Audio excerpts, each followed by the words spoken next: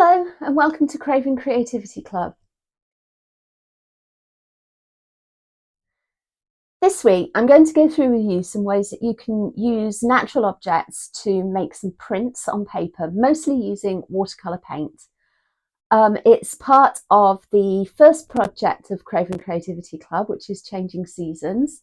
If you want to see more about this project, you can find the playlist on my channel, and don't forget to subscribe while you're there. Before we get started though, I'm going to tell you a little bit about what Craving Creativity Club is. It is a membership where you can just subscribe on YouTube. It's totally free and it will continue to be free. Mostly aimed at teenagers who are home educated, who are interested in making art. But really, it's the kind of activities and processes that just about anyone who's interested in their creativity can join in with. The intention is to show you some of the exploration and experimentation and research that takes place as an artist develops their ideas from a starting point to a finished piece of work. So each project will begin with a theme, some kind of subject matter. We'll do some exploring and experimenting. We will develop our ideas and end with final piece of work. If you enjoy what you see here today, it would be great if you would like to join the membership. You can do this by visiting my website at www.elenastorra.uk and click on the Craving Creativity Club logo. It's currently free to join and will remain so up until the end of 2025, after which it will be £5 a month. And for that, you will continue to have access to all the YouTube videos, but you'll also get PDFs and extra resources, a blog, access to live sessions that I intend to run, and a discount on Zoom mentorship. I'd love to see you there. And now I'm going to turn you around so you can see what's on the table in front of me, and I'll show you some of the things that we're going to do for this printmaking activity. So I think you can see most of what's on my table now. As you can see, there's quite a lot sort of gathered here, and I'll go through it with you quickly. First of all, these are some of the practice pieces that I made yesterday, just trying out some ideas.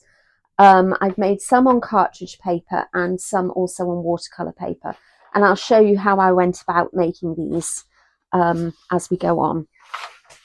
So the main thing you're going to need is some natural objects for you to print from. So I've got a collection of bits and pieces from the garden. There's some fern, asparagus ferns, dock, lemon balm seeds. There's some buddleia that's dying. I feel like that's called lady's purse. Can't remember. I'm not an expert on natural things. I just like the look of them. I also have my box of leaves that I have pressed. So there's loads in here to try. And in my press here, these are probably not done well enough to keep for a long time, but they're fine for printed. I've just flattened down some seed heads in here as well. Sometimes it's good, it's fun to use less flat objects for this activity, but it can also be helpful to have some flattened down ones as well. So that's jasmine leaf, ragwort. I think that is seed heads from red campion, yellow lemon balm, and some dock. I've flattened down some asparagus ferns as well.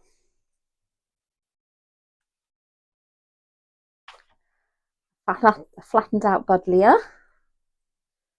Quite excited about the next one. Never tried this before. I have flattened a allium seed head. Usually these are completely spherical, so I'm quite pleased with how that has come out. All the seeds have also come out. I might put those out in my garden. Some more jasmine leaf. and more jasmine leaf. Oak leaf hydrangea. These have some really intricate veins on the back, which are really interesting to use, and they're quite raised as well, which makes good prints. And that's that. And I've got a load of paper here, and you certainly don't need all of this. You could just press straight into your sketchbook, and that would be perfectly fine.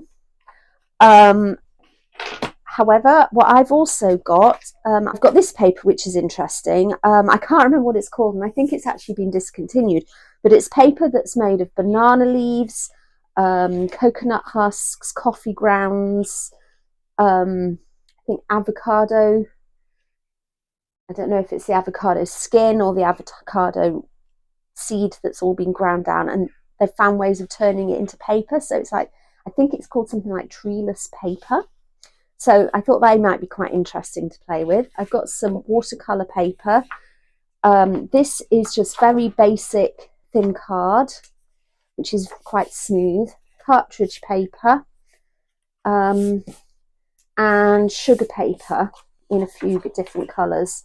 So all of these papers are going to behave slightly differently whilst I'm making these prints on them.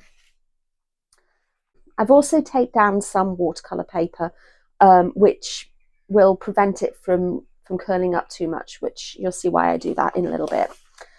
Next, I also have my watercolour paints and a couple of palettes and just a sheet to sort of test some colours on. I have a couple of brushes. I have water.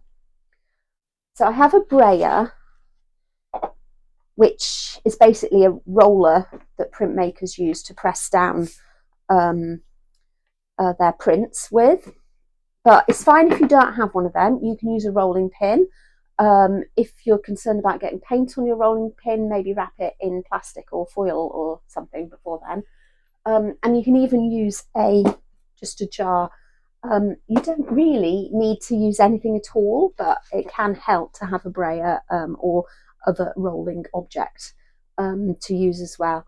The other thing that I haven't mentioned is the charcoal, which you don't need, but there is a printmaking technique with charcoal that I will show you towards the end of this video. To begin with, let's talk about paint.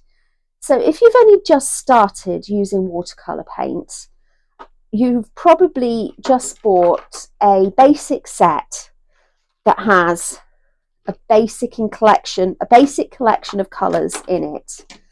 And you really don't need very many at all for this activity. So even if you just had a red, a yellow, a blue, this is cadmium red, cadmium yellow, cadmium blue, and maybe a Payne's grey, that will be enough for you to get a really good range of autumnal colours, and I'm going to show you how to go about that.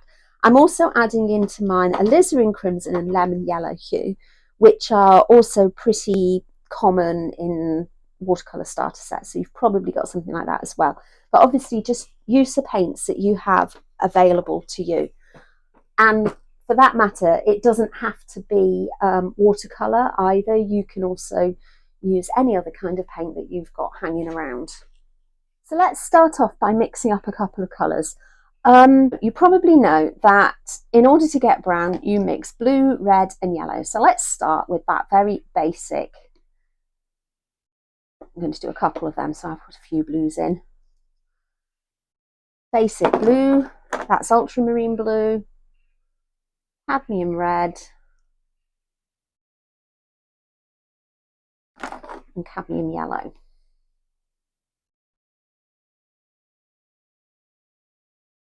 And to put a bit of the cadmium yellow in there as well. You'll see why in a moment. Okay, and we'll add a bit of water, mix it up.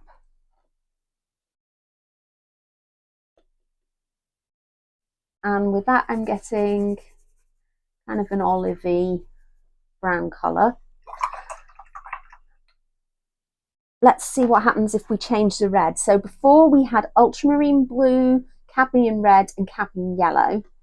Here we have the ultramarine blue and cadmium yellow, and instead of cadmium red, I'm just adding some alizarin crimson instead.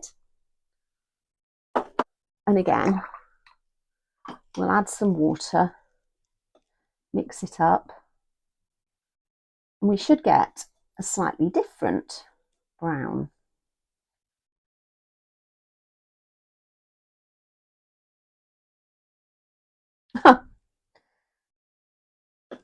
It looks very similar, actually. It's slightly different. We can then use a bit of that.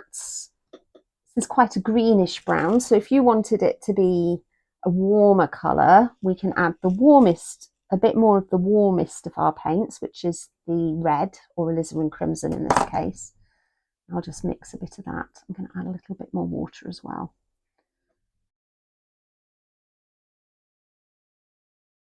And now we also have a warmer brown.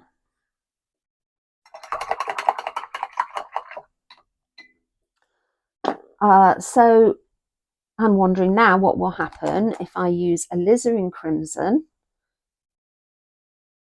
with this ultramarine and lemon yellow. Maybe a bit more.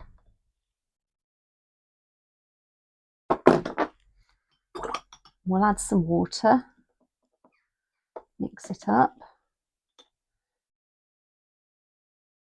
And we've got slightly purplish and cooler sort of brown. So continue to do that until you've got a really good collection of colours. Include some yellows and oranges and greens and interesting reds and things like that. And just have a really good play with the colours that you've got until you've got a good selection. Right, so I've mixed a nice collection of colours and I've collected together a few bits and pieces that I'm going to have a go at making some prints with. So the most basic way of making a print would be to pick a colour, let's have that greenish colour, and I'm going to paint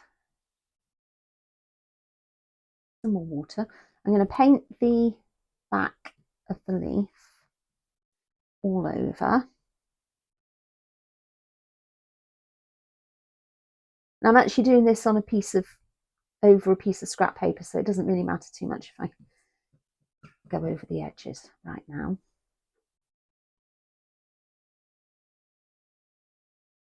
And then place it on a piece of paper. And you can press it down with your hand, that's fine. And see how it comes out. And I often find with the watercolour that the first print is often quite blurry, but the second print is better. This is what the brayer or the jar can be used for, is to just run over your leaf or whatever it is that you're printing.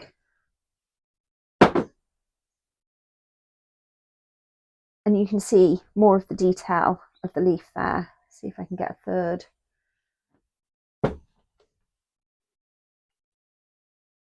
Ooh, that actually came up with the, not too bad either. And I'm actually going to try go over the top with something different. This is ragwort seed head.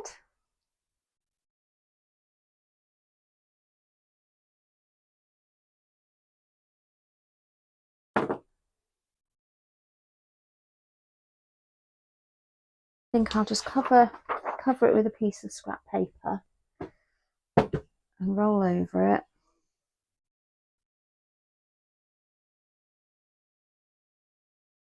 See how that's gone.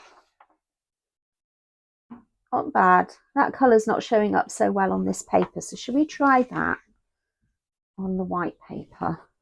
Sure. Add some more of that colour.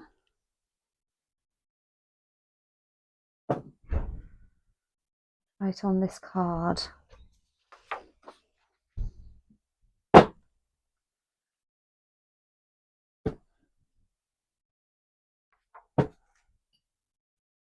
Shows up slightly better.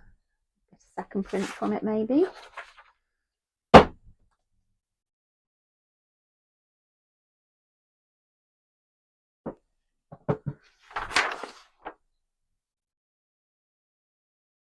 Go. And I'm not sure if you can see from there, I'll put a zoom in, that I'm kind of getting these little lines from the seed heads as well, which are pretty. I think I shall try another one.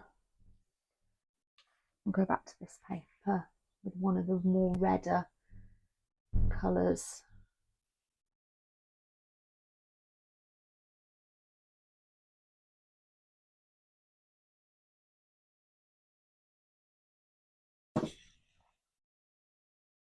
Try one there.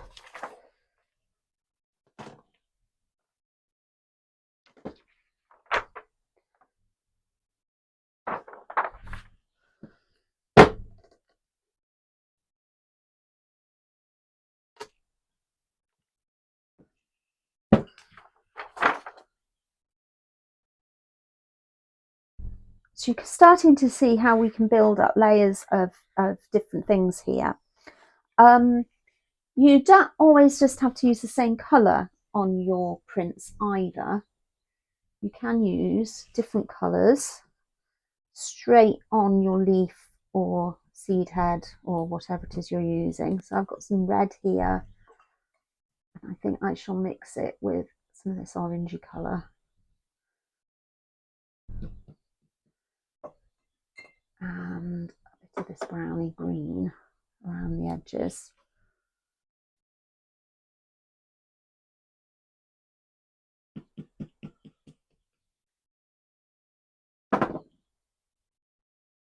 Try that on this piece of cartridge paper underneath.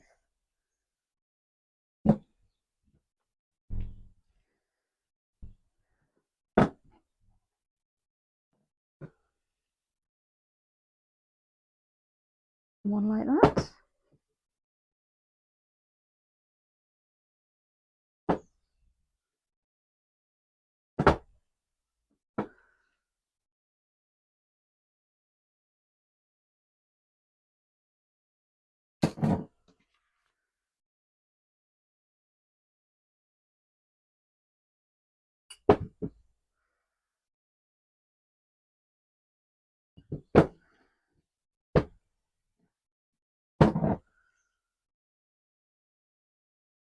Quite pretty, that one.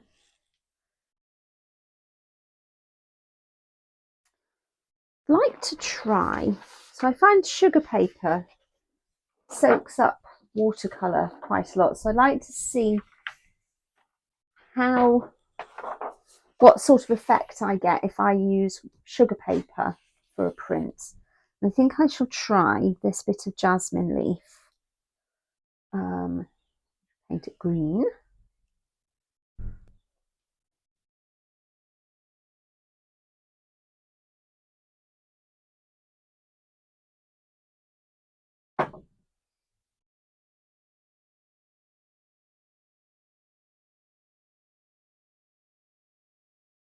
It's floppy, so trying to get the right place.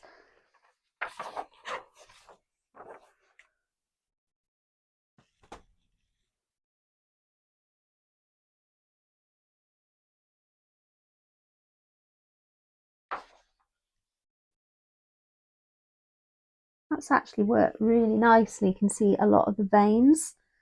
See if I can get a second print from it in the same way.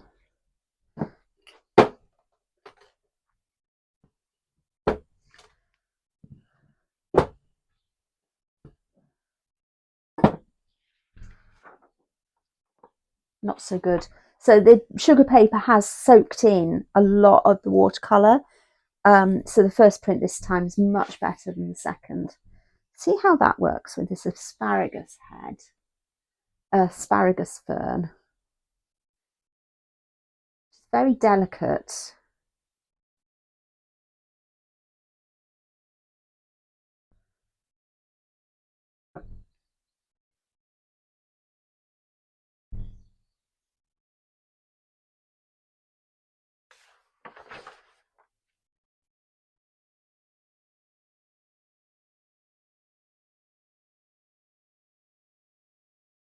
I'll try a second one.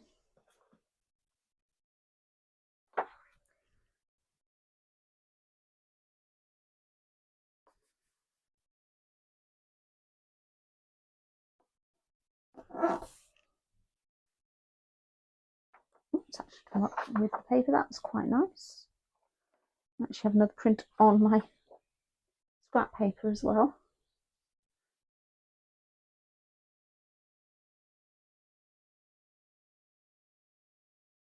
My allium leaf, allium seed head.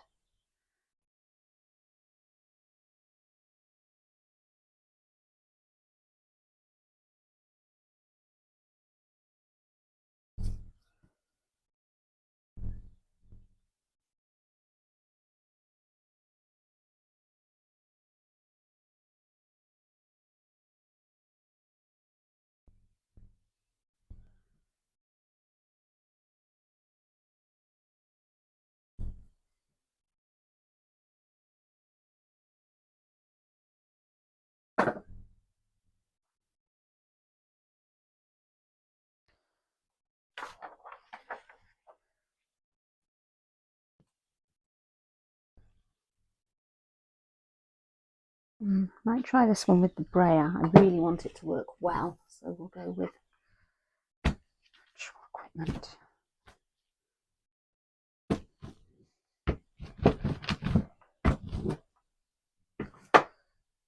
Let's see.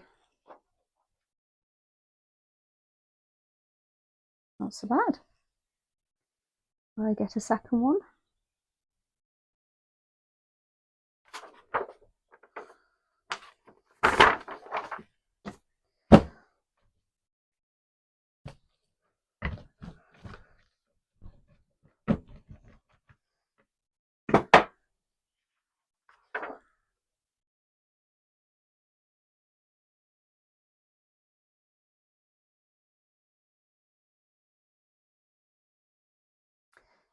So another type of printing I want to show you is best done on watercolour paint paper.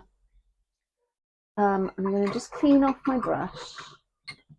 And first of all, you want to make a really pretty background with plenty of water. So I'm just painting my watercolour paper with a load of water and spreading it around. And this is why it needs to be taped down, because if it was not, it would all start curling up at this point. You might be able to see it is trying to over here. And then we'll just drop in some of these colours.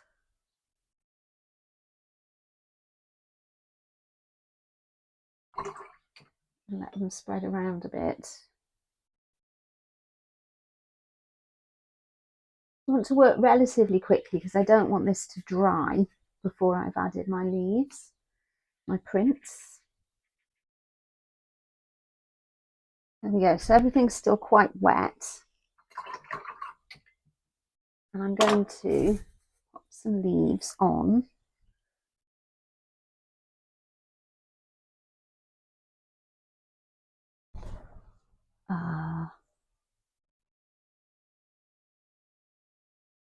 Oh, this jasmine.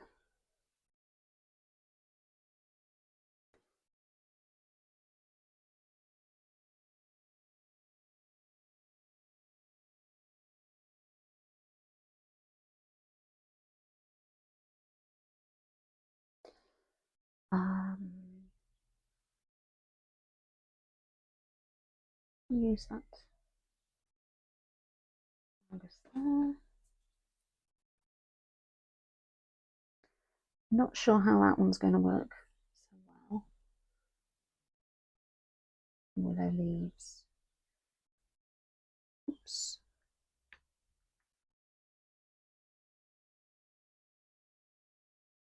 Over the top.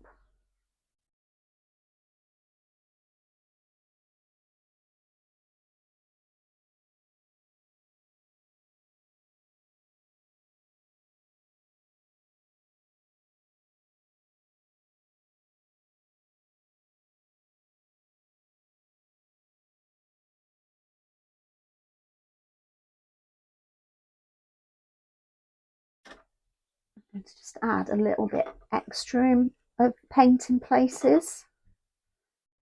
It'll just help accentuate some of the colours a bit.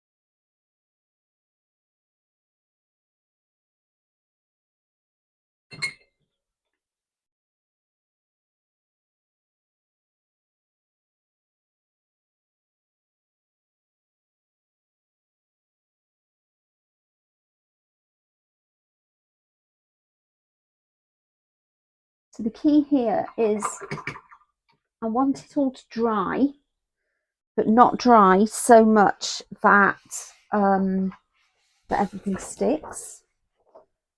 I shall use the brayer to make sure everything is well pressed down.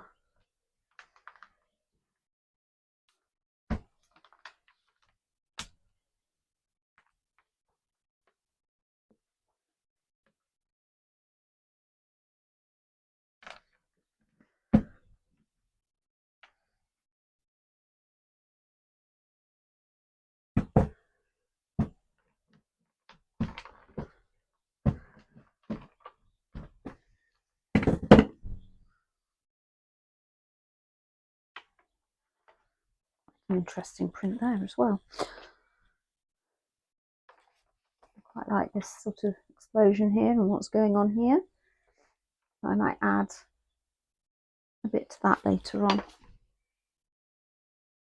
So yes, letting it dry just enough that the paint kind of collects where veins and interesting parts of the leaf are, but not so much that the leaf starts to stick to the paper and is hard to take off. So it should be, doesn't take long. I can start peeling things off now. It's not, some places are still a little wet.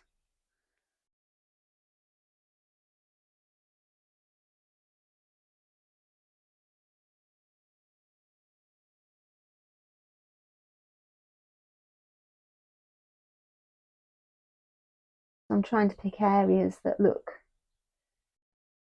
much drier because they are wetter underneath. You can see where this was slightly too wet still and it's spreading. Although that might also be an interesting effect, so we'll go with it.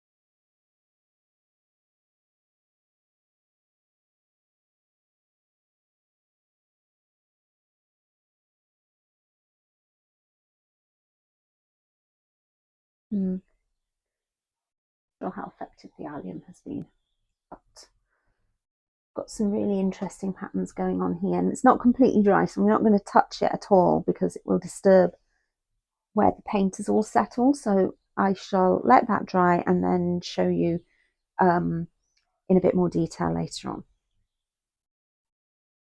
So this last technique I want to show you is using charcoal. And I know that I haven't really suggested charcoal as an option. So I'll just bring you around here a little bit. I haven't really suggested charcoal as an option. So this is really an extra. So you can either mush up your charcoal until it's powdery and then use a brush and brush it onto your object, or you can actually just draw it on, which is probably quicker. And what you want to do is to just use your brush to brush off any excess.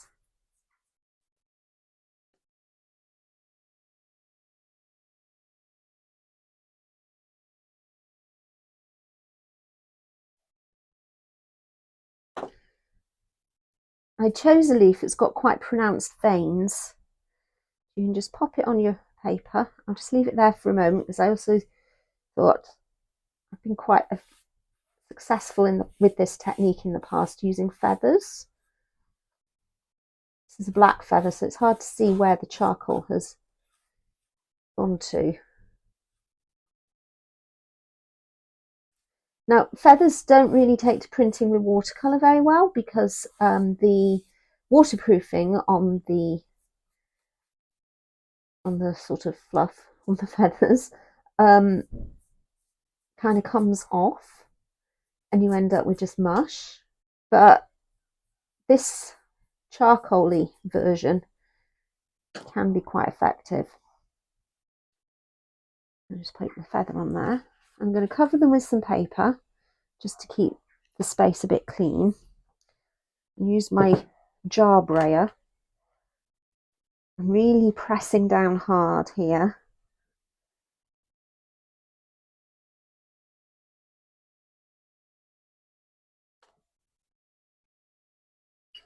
I'm going to give it an extra going over with my actual brayer, just to be sure. You probably don't need to, but I want to be extra certain I can show you this. And then remove objects. I'm not sure how well you can see, but I shall zoom you in.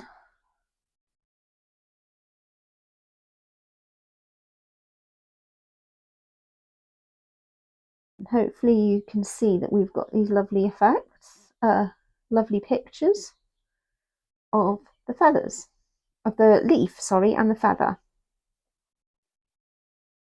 And they're very delicate. You'll need to set these with some hairspray or fixative of some kind because they do come off so easily. But it's just really pretty and effective way of decorating using printing.